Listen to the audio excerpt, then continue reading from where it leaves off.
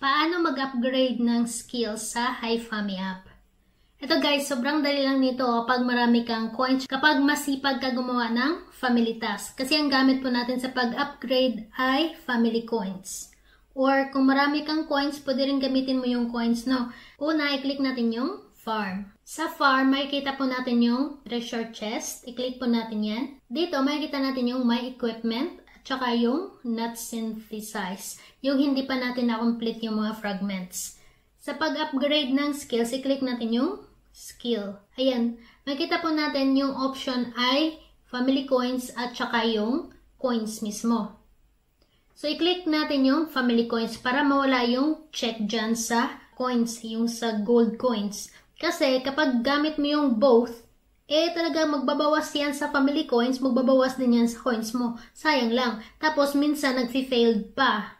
Makikita po natin na, 681 lang yung coins ko. Kasi nga, in-upgrade ko itong angel ko kanina, yung protection. 2,000 yun kanina eh. Ayan, 2,000. Tapos, na-failed lang siya. Pero, nag-minus siya ng family coins. So, nagreklamo nga ako. Hindi naman talagang reklamo. Nag-report ako sa system na dapat gawan nila yung action kasi naghirap po talaga tayo dito para maabot natin yung ganyang halaga ng family coins. Kasi nga, sa PK lagi tayong talo kasi yung nilalaban nila sa atin is doble yung HP natin.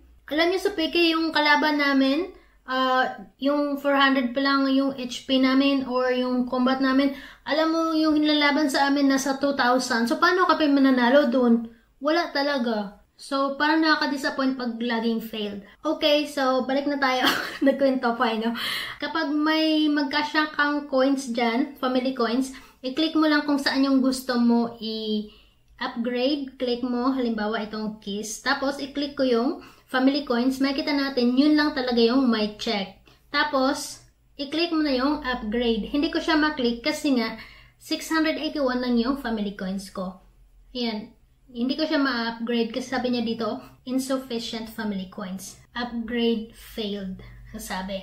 Pero kapag meron ka namang naipon na skill stone, ito guys, yung safe upgrade, pinindot ko tapos nag-okay naman. Hindi ko alam, tama ba yung ano ko? So kung meron kang enough na skill stone, ma-upgrade mo siya kagaya ng nangyari sa akin. Unexpected naman yun. Nakakatawa. So, nakukuha mo tong skill stone sa pamamagitan ng pagbubog ng rhombus. Yung sa rhombus, yung gagamitin mo dapat ay yung energy. Kasi kung coins yung gamit mo, yung idadrop ng rhombus ay coins lang din.